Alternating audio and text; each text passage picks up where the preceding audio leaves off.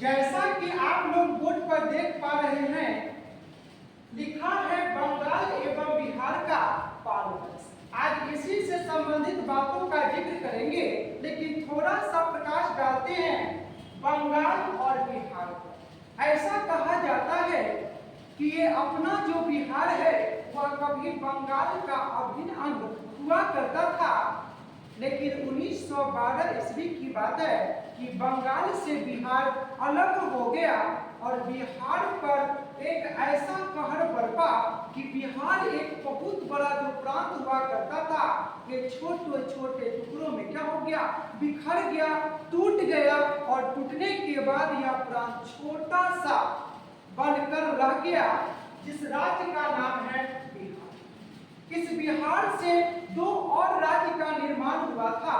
वर्ष 1936 में उड़ीसा बिहार से अलग हो गया और 15 नवंबर 2000 ईस्वी में बिहार से एक नया राज्य टूटकर झारखंड बन गया। किस्मत की भी क्या लीला।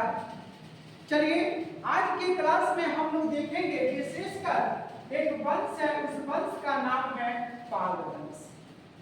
ये बात सच है, जिसके साथ सुकून बहुत मिलता है उसके साथ वक्त बहुत कम मिलता है, ये हमेशा याद रखेंगे।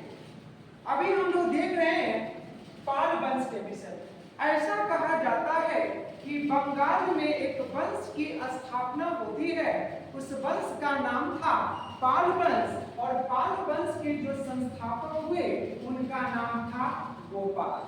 ये गोपाल साहब ही हुए जिन्होंने पाल वंश की स्थापना 750 में किया था और ये बौद्ध धर्म के बहुत बड़े अनुयायी हुए, फॉलोअर्स हुए और बौद्ध भिक्षुओं के रहने के लिए इन्होंने उदयपुर में क्या कर दिया था, एक मठ का निर्माण किया था।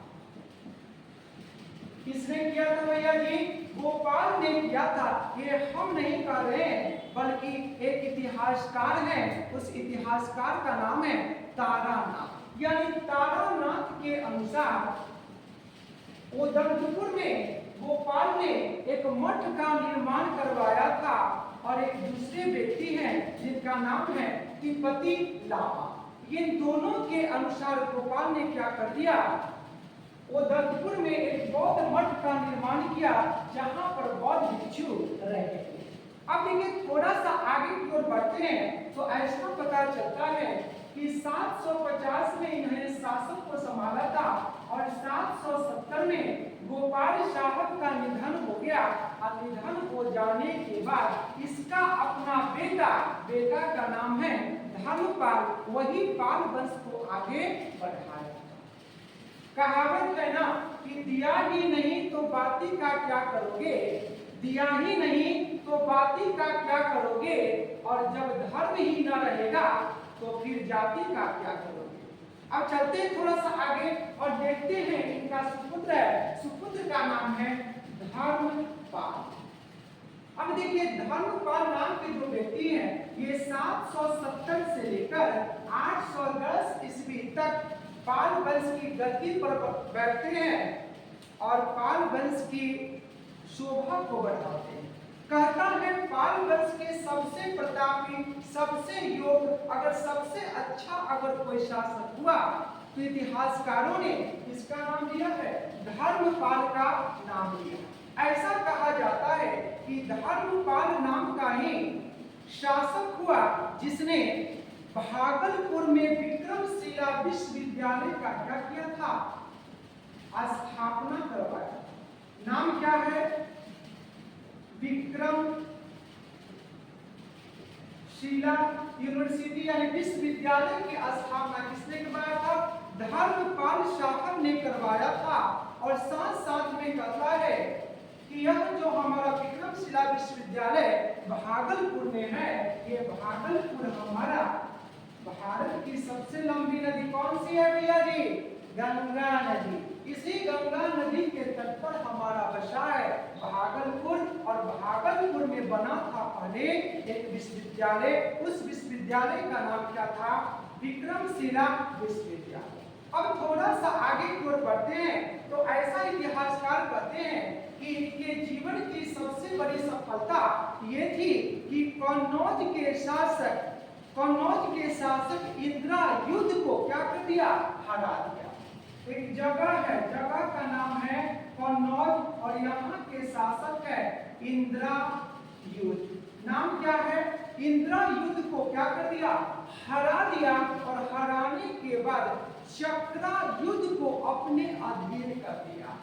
नाम क्या है, चक्रायुध को अधीन कर लिया और उसके बाद कन्नौज को अपने राज्य में मिलाकर उसकी गद्दी पर बैठ जाना इनके जीवन की सबसे बड़ी सफलता मानी गई थी, इनकी धर्मपाल शाह। अब देखिए थोड़ा सा आगे बढ़ते हैं तो ये धर्मपाल नाम के जो व्यक्ति है ना, ये भी बौद्ध धर्म के बहुत बड़े अनुयायी हुए और इन्होंने भी क्या कर दिया, बौद्ध मठ और साथ में विहार का अर्थ होता है घूमना, इसकी स्थापना करवाए थे कौन सा व्यक्ति, धर्मपाल, जो पाल वंश के दूसरे सबसे प्रतापी शासक में से क्या थे, एक। लेकिन कहते हैं ना, सब दिन होत ना एक समान, यानी समय एक समान किसी की रहती नहीं है। समय तो हमेशा परिवर्तनशील है, समय बदलते रहता है। और समय ने ऐसा करवट लिया, किस वंश के सबसे महान शासक को किसी दूसरे वंश के शासक के हाथों इसे हार का मुख देखना पड़ा। कहता है प्रतिहार वंशी नागभट्ट द्वितीय और राष्ट्रकूट नरेश ध्रुव के हाथों ये धर्मपाल क्या हो गए, हार गए। उस शासक का नाम लिख देते हैं, एक है नागभट्ट द्वितीय, नाम क्या है, नागभट्ट द्वितीय, और दूसरे का नाम था ध्रुव। ये दोनों जो थे, एक थे प्रतिहार वंशी, ये प्रतिहार वंशी है, प्रतिहार वंशी नागभट्ट द्वितीय, और साथ साथ में राष्ट्रकूट नरेश ध्रुव के हाथों सबसे योग्य शासक, प्रतापी शासक, फेमस शासक धर्मपाल शाह क्या हो गए, हार गए। और साथ साथ में ऐसा भी कहा जाता है कि जो विक्रमशिला विश्वविद्यालय की स्थापना किया था धर्मपाल साहब ने, इन्होंने 200 गांव नालंदा विश्वविद्यालय की देख रेख करने के लिए उसको दान में दे दिया था, गिफ्ट में दिया था। और देने वाले व्यक्ति कौन थे, धर्मपाल। अब देखिए धर्मपाल 810 ईस्वी में मर गए और मरने के बाद अगला जो शासक आता है उनका नाम है देवपाल। नाम क्या है भैया जी, देवपाल। अब देवपाल जो है 810 में सत्ता ग्रहण करते हैं और 850 में इनकी भी कहानी क्या हो जाती है, खत्म हो जाती है। अब देखिए कहता है देवपाल जब वो पाल वंश की सत्ता को ग्रहण किया तो इसने असम, उड़ीसा और नेपाल, कहां असम, उड़ीसा और नेपाल के कुछ भागों को जीत लिया और जीत करके अपने अधीन कर लिया और उसे अपने साम्राज्य में क्या कर दिया, मिला दिया। अब थोड़ा सा आगे की ओर बढ़ते हैं, आगे बढ़ते हैं तो ऐसा कहा जाता है कि अरब का एक यात्री है, यानी अरबी यात्री है सुलेमान, और सुलेमान कहता है क्या भाई कि देवपाल उस जमाने के एक ऐसे शासक हुए जो राष्ट्रकूट और प्रतिहार शासकों में, नाम लिखता हूं, राष्ट्रकूट प्लस प्रतिहार वंश, यानी इस वंश के जो शासक हुए सारे शासकों से सबसे ज्यादा अगर कोई महान और प्रतापी अगर कोई शासक हुआ उसका नाम क्या था, देवपाल था। ये हम नहीं बल्कि अरबी यात्री हैं, उनका नाम क्या है भाई साहब, अरबी यात्री का सुलेमान। नाम क्या है, सुलेमान। यानी इन्होंने जो देखा उन्होंने क्या कर दिया, यानी लोगों को बताया कहानी के माध्यम से, अपने किताब के माध्यम से। अब कहता है प्रतिहार वंश के शासक मिहिर भोज, नाम क्या है, मिहिर भोज, यानी एक वंश है, प्रतिहार वंश, यहाँ के एक शासक है मिहिर भोज। नाम क्या है?